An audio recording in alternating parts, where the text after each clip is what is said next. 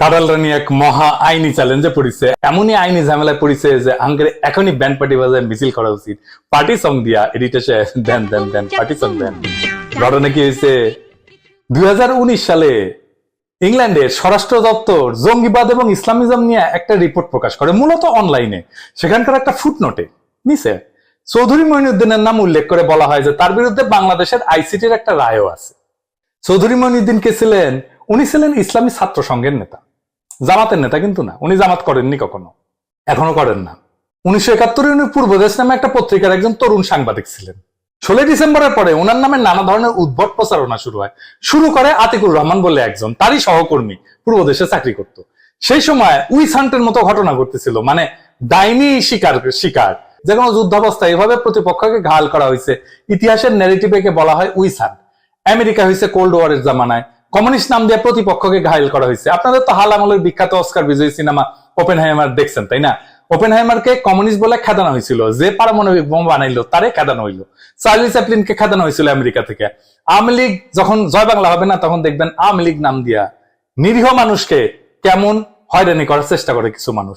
ওরা তখন আমাদের চাইতে বড় অ্যান্টিফেসিস্ট হয়ে যাবে। যাই হোক, চৌধুরী মঈনুদ্দিনকে এই আতিকুর রহমান বলছিল অপারেশন ইনচার্জ। কিভাবে? Chowdhury Moinuddin was the operation in charge of Al-Badr in Dhaka city. দেখেন কেমন নিউজ ছাপা হয়েছিল, নরঘাতককে ধরিয়া দিন। এটা কিন্তু ওই আতিকুর রহমানের করা নিউজ। উনি পুরো 71 টাইমে করলেন সাংবাদিকতা, আর উনি জামাত করতেন না, সেই সময় রিজাইন করছিলেন জামাত থেকে। উনি কেন নরঘাতক হইলেন? আতিকুর রহমান আজাদের সাংবাদিককে বলছিল যে উনি নাকি তার কাছে তার ঠিকানা জানতে চাইছিলেন, আর চৌধুরী মঈনুদ্দিন আল-বদর নিয়ে নাকি স্কুপ নিউজ করত। এটা তার দোষ, এটা হইতেছে অভিযোগ। শুনেন। Moinuddin had asked for his address. He asked the number of my residence. Immediately it cropped in my mind I should not give him the actual number of my residence, because of that fear that he has already become involved in Al-Badr politics. To go to documentary evidence produced and broadcast here in the United Kingdom some years back, considered at least abroad to be one of the seminal investigations into the events of 1971, documentary evidence in which your former colleague and editor Atikur Rahman on the Porbadesh newspaper that you worked on in 1971 says that you were able to produce exclusive scoops about al-Badr because, he says, you had unique information about al-Badr, because in fact he says you sat on the central committee of al-Badr. মানে আল-বদর কাউকে ধরে নিয়ে যাবে, সে ভিকটিমের কাছ থেকে জানতে চাইবে যে তোমার ঠিকানা দাও আমারে। আরে কারো ঠিকানা দেওয়ার জন্য কারো জিজ্ঞেস করতে হয়? সে তো তার পিছের লোক লাগাই দিবে এবং তার পিছে যায় তার বাসা দেখে আসবে। এই আতিকুর রহমান চৌধুরী মঈনুদ্দিনের পিছে লাগিয়েছিল। কেন লাগিয়েছিল সেটা আমাদের কিছু অনুমান আছে, সেটা আমরা পরে দেখবো। সে তার ক্ষতি করার জন্য উইছা পড়া লাগে, তাই মারা গেছে, খোদা তাআলা তারে মাফ করুক। কিন্তু 16 ডিসেম্বরের পরে চৌধুরী মঈনুদ্দিনের বিরুদ্ধে পূর্ব দেশে একটা রিপোর্ট ছাপানোর জন্য সে জমা দেয়। এই রিপোর্টটাই সম্পাদক এটা নাকচ করে দেয়। সম্পাদক কে ছিল জানেন? যাই হোক, ওই প্রসঙ্গে পরে আসতেছি। আতিকুর রহমান দুইটা ডাহা মিছা কথা কইছিল। এক নাম্বার, সে চৌধুরী মঈনুদ্দিনের বস ছিল। শুনেন। In 1971, Moinuddin worked here at the Purbadesh newspaper in Dhaka. His superior was Atikur Rahman. না, সে চৌধুরী মঈনুদ্দিনের বস ছিল না। চৌধুরী মঈনুদ্দিনের সিনিয়র ছিল কামাল লোহানী, আর ভারপ্রাপ্ত সম্পাদক ছিল এহসানুল হায়দার চৌধুরী। সে এহসানুল হায়দার চৌধুরী হচ্ছে শহীদ বুদ্ধিজীবী মোফাজ্জল হায়দার চৌধুরীর ছোট ভাই। আতিকুর রহমান যখন সে বানোয়াট গল্প ছাপানোর জন্য জমা দেয় এহসানুল হায়দার চৌধুরীকে, তার বড় ভাই শহীদ হয়েছে, কিন্তু সে ওই লেখা ছাপতে চায় নাই। পরে তাকে আতিকুর রহমান অস্ত্রধারীদেরকে আইনা তাকে ছাপতে বাধ্য করে ওই নিউজটা। After the end of the war, Atikur Rahman wrote a story that made front-page news across Bangladesh, naming Chowdhury Moinuddin as a member of the Al-Badr. তখন তো সবার হাতে হাতে অস্ত্র, কে মুক্তিযোদ্ধা কে রাজাকার কি অস্ত্র ঘুরে বেড়াচ্ছে। অস্ত্রধারীকে এনে তাকে বন্দুক ধরে তাকে ছাপতে বাধ্য করে এই নিউজটা, এই আতিকুর রহমান। আর 2 নাম্বার মিছা কথা হইতেছে আব্দুল খালেক মজুমদার ঢাকা নগরের জামাতের নেতা ছিল। এই দেখেন তাকে ধরার নিউজ। তাকে ধরে 16 ডিসেম্বরের পরে তাকে প্রচুর মারধর করে। সে নাকি লিখিতভাবে তারে বলছিল যে চৌধুরী মঈনুদ্দিন আল-বদরের অপারেশন ইনচার্জ ছিল। এটাই হইতেছে একমাত্র প্রমাণ। শুনেন। Short edition, Atikur Rahman intervened when a member of the Jamaat, Khalek Majumdar, was being tortured. I asked the freedom fighters who were there not to torture him anymore, but to hand him over to police.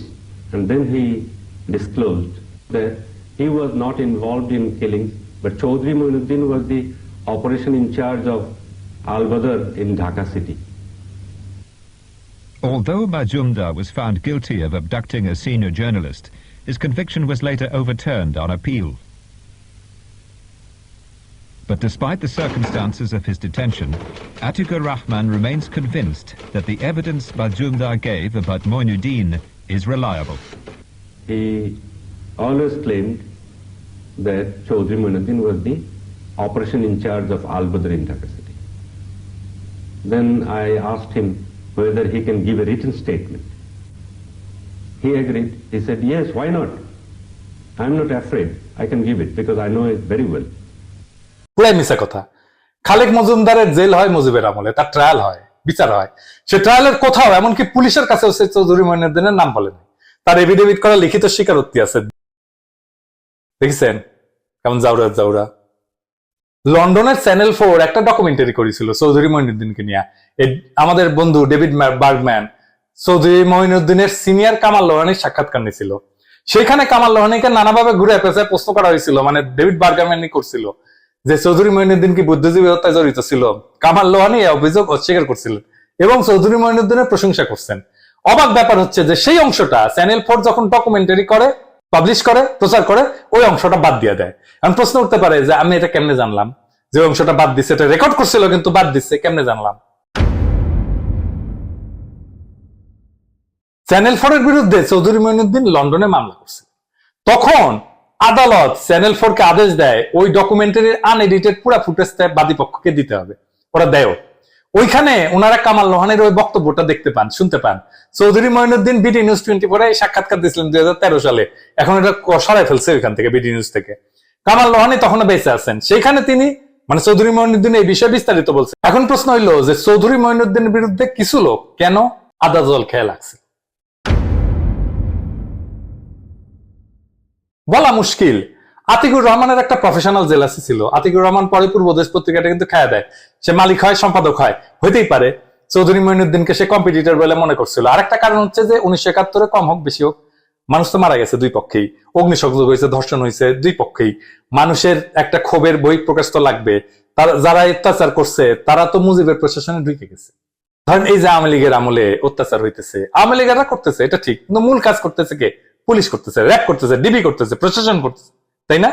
Awami League জয় বাংলা হইলে দেখবেন যে police, RAB নিরীহ আওয়ামী লীগারদের ধৈরা ধৈরা bamboo দিবে, অতি উৎসাহী হইয়া বাম্বু দিবে, বাম্বু দিয়ে ছবি তুলবে আর ভিডিও করে পাঠাবে হানকারের কাছে। কইবে যে দাদা দেখেন দেখেন ইনকা করে সাইজ করেছি, ঠিক আছে না, আরো কিছু করবো, আরো কিছু করা লাগবে। মানে নিজে বাঁচার জন্য সে বলির পাঠা খুঁজবে। মুজিবের প্রশাসনে ঢুকিছিল রাজাকারেরা এবং যারা অত্যাচার করছিল পাক বাহিনীর হইয়া, তার কেমনে এটা শুনে অবাক হইলেন? হ্যাঁ, তাইলে ইতিহাস বলি।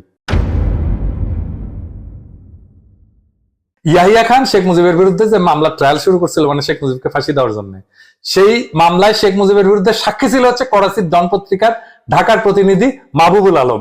শেখ মুজিব প্রধানমন্ত্রী হইয়া মাহবুবুল আলমকে নিজের প্রেস সেক্রেটারি করছিল। হ্যাঁ, অবাক হইলেন? অবাক হইলেন না, আরো আছে। 71 সালে ঢাকার এপিপি অফিসের জেনারেল ম্যানেজার ছিল আবুল হাসিম। সে শেখ মুজিবের জনসংযোগ অফিসার হয় মুক্তিযুদ্ধের পরে। সিএসপি রফিকুল্লাহ যে পাক বাহিনীর পক্ষে কাজ করে গেছে, তারে শেখ মুজিব তার সেক্রেটারি বানায়। কুখ্যাত খনি জেনারেল টিক্কা খানের পিএস অনু ইসলাম গণভবনে চাকরি দেয় শেখ মুজিব। মোনাম খানের এডিসি ব্রিগেডিয়ার মশরুল ছিল, শেখ মুজিব তাকে নিজের এডিসি বানায়। হ্যাঁ, পাকিস্তান আমলে তাজউদ্দিন আহমেদের উপরে নজরদারির জন্য একটা টিম ছিল 303 নামে। ওই 303 টিমের সদস্য সিএসপি মতিউল ইসলামকে বসানো হয়েছিল অর্থ সচিব কইরা। ওই সময় 71-এ পাক বাহিনীর সাথে ঢাকা সিটির পুলিশের এসপি হিসেবে সমস্ত অত্যাচার করছে, পাকিস্তান সরকারের চাকরি করছে। ইয়ে চৌধুরী স্বাধীনতার পর প্রমোশন পায় ডিআইজি হয় এবং গোয়েন্দা বিভাগ প্রধানের দায়িত্ব পালন করে। মানে হারুন এখন যে পোস্টে আছে সেই পোস্টে যায়। আগরতলা মামলার মিথ্যা সাক্ষী তৈরি করছিল পুলিশ অফিসার এবিএস সবদার। সে হইল শেখ মুজিবের গোয়েন্দা প্রধান। Lieutenant colonel AKM Rahman Pakistan আর্মির সামরিক আদালতের বিচারক ছিল। সেই বাংলাদেশ সেনাবাহিনীর সরবরাহ বিভাগের প্রধানের দায়িত্ব পায়। মুক্তিযুদ্ধের সময় রাজাকার বাহিনীর উপপ্রধান ছিল, রাজাকার তো একটা প্যারামিলিটারি ছিল, তাই না? রাজাকার বাহিনীর উপপ্রধান ছিল লেফটেন্যান্ট কর্নেল ফিরোজ সালাউদ্দিন। সে রাজাকার বাহিনীর চিফ রিক্রুটিং অফিসার ছিল, সব রাজাকারদের থেকে সে রিক্রুট করছে। স্বাধীন বাংলাদেশে সে রাষ্ট্রপতি মানে শেখ মুজিবের রাষ্ট্রপতির সামরিক সচিব পদে তাকে পদায়ন করা হয়। শেখ মুজিব সরকারের সেনা পুলিশ প্রধান হয়েছিল ক্যাপ্টেন হাকিম। মুক্তিযুদ্ধের সময় সে পাকিস্তান আর্মির ৭১ ফিল্ড রেজিমেন্টের ট্রানজিট ক্যাপ্টেন হিসেবে মুক্তিযোদ্ধাদের বিরুদ্ধে সরাসরি অপারেশন করছে আখাউড়াতে, তেলিয়াপাড়াতে, এবং এই জায়গায় প্রচুর মুক্তিযোদ্ধা শহীদ হয়েছে তার অপারেশনে। মুক্তিযুদ্ধের সময় পাকিস্তান আর্মির গোলা বারুদ সরবরাহের দায়িত্বে থাকা পাকিস্তান আর্মির অর্ডিন্যান্স কোরের অফিসার লেফটেন্যান্ট মোদাব্বের এবং লেফটেন্যান্ট ফরিদ স্বাধীন বাংলাদেশের পুলিশের ডিআইজি হয়। এয়ার কমোডর আমিনুল ইসলাম মুক্তিযুদ্ধের সময় পাকিস্তান গোয়েন্দা সংস্থা আইএসআই ঢাকার প্রধান ছিল। স্বাধীনতার পরে শেখ মুজিব তার প্রশাসনে সশস্ত্র বাহিনীর গোয়েন্দা প্রধান বানায় তারে, মানে ডিজিএফ এখন যেটা, তার প্রধান বানায় তারে। রাজাকার আবদ্ধদের বিচার এবং দণ্ডাদেশ প্রদান করা হয়েছে যে কোর্টে, সেই কোর্টের হাকিম ছিল শান্তি বাহিনীর প্রধান। তার মানে বুঝেছেন তো, সোহরাওয়ার্দীর বডিগার্ডের সরকার ছিল রাজাকারের সরকার। এরাই ওই আতিকুর রহমানকে মদত দিচ্ছে। এখন আসেন ওই মামলার প্রসঙ্গে আসি। ওই যে 2019 সালে যুক্তরাষ্ট্রের যে স্বরাষ্ট্র দপ্তরে জঙ্গিবাদ এবং ইসলামিজম নিয়ে যে রিপোর্টটা প্রকাশ করছে বলছিলাম না, সেই সময় ইংল্যান্ডের স্বরাষ্ট্রমন্ত্রী কে ছিল জানেন? প্রীতি জিন্তা। আরে দূর, ঠিক হইতে কি কই, প্রীতি প্যাটেল, গুজরাটের মেয়ে। ওই মোদির 1 নাম্বার লেসপেন স্যার। তাহলে বুঝছেন তো ওর কেন এত কুরকুরানি। তো কুরকুরানিতে ভালোই হয়েছে। কি ভালো হয়েছে সেটা একটু দেখেছি। চৌধুরী মহিউদ্দিনের দাবি ছিল যে রিপোর্টে তার রায়ের এই বিষয়টার উল্লেখ যে আছে, এটাও তার বিরুদ্ধে মানহানির সামিল। এবং উনি একটা আইনি নোটিশ পাঠায় স্বরাষ্ট্র দপ্তরকে। স্বরাষ্ট্র দপ্তর লিগাল নোটিশ পাইয়া ডর খেয়ে যায়, ফুটনোটটা সরাই ফেলে অনলাইন থেকে। তারপরেও উনি চৌধুরী মহিউদ্দিন যুক্তরাজ্য স্বরাষ্ট্র দপ্তরের বিরুদ্ধে যুক্তরাজ্য হাইকোর্টে মানহানি মামলা দায়ের করে। এবং মহিউদ্দিনের খুব সাফ বক্তব্য ছিল যে বাংলাদেশের আদালতের রায়কে সূত্র হিসেবে ব্যবহার করার বিষয়টাই ওনার জন্য মানহানিকর, কারণ বাংলাদেশের আইসিটির কোন ধরনের গ্রহণযোগ্যতা নাই। সুতরাং আইসিটির মাধ্যমে 1971 যে ধরনের ইতিহাস প্রতিষ্ঠার চেষ্টা করা হয়েছে, যাদের বিরুদ্ধে অভিযোগ এবং রায় দেওয়া হয়েছে, তার সবই ভিত্তিহীন। এর ফলে যুক্তরাজ্যের একজন সম্মানিত নাগরিক হিসেবে মঈনুদ্দিনের মানবাধিকার এবং সম্মান পূর্ণ হয়েছে। অভিযোগগুলো ভালো করে চিন্তা করে দেখেন। আবার বিপরীত পক্ষ মানে স্বরাষ্ট্র দপ্তরের আইনজীবীরা এরা বলে যে অন্য একটা দেশের আদালতে ইতিমধ্যে চূড়ান্তভাবে নিষ্পত্তিকৃত একটা বিষয় পুনরায় উত্থাপন করে মঈনুদ্দিন যেটা করার চেষ্টা করতেছেন তা হচ্ছে মূলত যুক্তরাজ্যের আইন ব্যবস্থার অপব্যবহার করতেছেন উনি। সুতরাং মঈনুদ্দিনের মামলাটা খারিজ করে দেওয়া হোক, এটাই হইতেছে মামলার বিষয়টা, মানে যেটা খারিজ করা হবে নাকি হবে না। তার মানে পরোক্ষভাবে এই মামলার অন্যতম বিচার্য বিষয় হয়ে দাঁড়াইছে যুক্তরাজ্যের আদালতে আইসিটি আর বাংলাদেশের বিচার ব্যবস্থার গ্রহণযোগ্যতা যাচাই, ঠিক কিনা বলেন? এই রায় চৌধুরী মঈনুদ্দিনের পক্ষে গেছে, মানে এটা খারিজ হয় নাই, আলহামদুলিল্লাহ। তাইলে হাঙ্কারে কি লাভ, আর কারাল রানীর কি বাস? হাঙ্কারে কি লাভ হয়েছে সেটা আর আমার কইতে হবে না। একজন আওয়ামী লীগার রায়হান রশিদ রায় হওয়ার আগে আশঙ্কা প্রকাশ করে লিখছিল চ্যানেলায়, যদি চৌধুরী মঈনুদ্দিন এই মামলায় জিতা যায় তাহলে কি হবে। আমি ওইখান থেকে কই এসে 4টা সম্ভাবনার কথা বলছিল। 1 নম্বর হচ্ছে, যদি চৌধুরী মঈনুদ্দিনের পক্ষে রায়টা যায় তাইলে সেই রায়টা দেশে বিদেশে আইসিটির পুরো প্রক্রিয়া এবং প্রত্যেকটা বিচারের রায়কে চূড়ান্তভাবে প্রশ্নবিদ্ধ করবে এবং যুক্তরাষ্ট্রের আদালতের রায় শক্তিশালী হাতিয়ার হয়ে উঠবে হাসিনা বিরোধীদের হাতে। এইটা নাকি 4টা সম্ভাবনার মধ্যে সবচেয়ে কম ক্ষতিকর, বাকিগুলো নাকি আরো বেশি ক্ষতিকর এবং সুদূর প্রসারী। 2 নম্বর কইছে, এই যে আইসিটির সমালোচনা, এটা পশ্চিমের গুরুত্বপূর্ণ আদালতের বদৌলতে এক ধরনের আইনি বৈধতার সিল পেয়ে যাবে। এই বিষয়টাকে তখন আইসিটির বিচারে দণ্ডপ্রাপ্ত সব আসামি ব্যবহার করতে পারবে এই জাতীয় কৌশলগত মানহানি মামলায়। তো উনি কইতেছে বর্তমানে যুক্তরাজ্যের আইন ব্যবস্থা এবং আদালত এমনিতেই এই জাতীয় মানহানি মামলার ক্ষেত্রে আকর্ষণীয় ফোরাম হইয়া উঠছে। সারা বিশ্বের অন্য সব ব্যবস্থার তুলনায় এই সুযোগটা ঢালাওভাবে নেওয়ার সুযোগ তৈরি হবে তখন, মানে কইতেছে যুদ্ধাপরাধী পক্ষের দিক থেকে।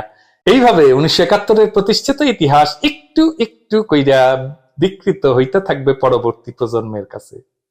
তৃতীয়ত ওই করছে, যদি চৌধুরী মঈনুদ্দিন উতরে যাইতে পারে তাহলে 71 সংগঠিত যা যা অপরাধ হইছে তা নিয়া বর্তমান এবং ভবিষ্যতের সমস্ত ধরনের গবেষণা লেখালেখির কাজ উদ্যোগগুলো একটা বড় ধরনের প্রতিবন্ধকতার সম্মুখীন হবে। লেখক এবং গবেষকদের, ওরে বাবা গবেষক রে, তাদের কাজগুলো করতে হবে প্রত্যেক পদে পদে মানহানি মামলার খড়গ মাথায় নিয়ে। আমরা রাজনীতি করছি, অ্যাক্টিভিজম করছি প্রত্যেক পদে পদে ডিজিটাল সিকিউরিটি অ্যাক্টের খড়গ মাথায় নিয়ে না। আইন বিষয়ে কইতেছে, ওই কইতেছে আইন বিষয়ে যাদের বিন্দুমাত্র ধারণা আছে তারা জানবেন কাউকে হয়রানি করতে বা আর্থিকভাবে সর্বশান্ত করতে মানহানি মামলার কোনো জুরি নাই। তার মানে আমাদের নামে ডিজিটাল সিকিউরিটি অ্যাক্টের মাধ্যমে মামলা দিত, এখন মামলা খাবেন নিজুম মজুমদারেরা ইউরোপে বসে। চতুর্থত ওই কইতেছে যে বাংলাদেশে গণহত্যার বৈশ্বিক সার্বজনীন স্বীকৃতি অর্জনের যে প্রজন্মব্যাপী আন্দোলন মাত্র শুরু হয়েছে, তার পুরোটাই একটা অনিশ্চিত ভবিষ্যতের সম্মুখীন হবে। এবার বুঝেছেন তো, কাপাকাপি শুরু হয়ে গেছে, কিন্তু এই নিয়ে আলাপ দেখেছেন কোনো? দেখেন না। এমনকি জামাত এই নিয়ে কোনো কথা কইতেছে না। কিন্তু যার ব্যথা পাওয়ার কথা সে ঠিকই ঠিক করে পারিচ্ছে। এইটা মুক্তিযুদ্ধ চেতনা ইন্ডাস্ট্রির বিরুদ্ধে আমাদের একটা বড় ধরনের বিজয়। হাসিনাকে পরাস্ত করার জন্য দুইটা জিনিসকে পরাস্ত করতে হবে। এক নম্বর হইতেছে প্রগতিশীলতার বয়ান, আর একটা হইতেছে মুক্তিযুদ্ধ ইন্ডাস্ট্রির বয়ান। পরিবর্তনটা হয় প্রথমে বয়ানে, মাথায়, তারপরে রাস্তায় বিজয় আসে। আমাদের বয়ানের বিজয়ের রাস্তায় আমরা আরো আগায় গেলাম। রাস্তার লড়াই তৈরি করেন। হাসিনা তার ক্ষমতার সময়ে এর চাইতে দুর্বল অবস্থায় কখনো পড়ে নাই। এটাই আন্দোলন শুরু করার উপযুক্ত সময়। সকল রাজনৈতিক দলকে আহ্বান জানাই, মাঠে নামেন, সমস্ত শক্তি নিয়ে মাঠে নামেন। বাংলাদেশে বুকসিরা ইন্ডিয়ান ট্রেন নিয়ে যাওয়ার যে ষড়যন্ত্র চলতেছে সেইটা ঠেকায় দিতে মাঠে নামেন। এইটা চুপ কইরা বসে থাকার টাইম না, লড়াইয়ের সময়। ইন্ডিয়ার ট্রেন আমরা রুইখা দেবো ইনশাল্লাহ। আমরা আমাদের সর্বশক্তি দিয়ে এই ট্রেন রুখবো। এই লড়াইয়ের ট্রেন রাজনৈতিক দলের ভাইরা আপনারা মিস কইরেন না।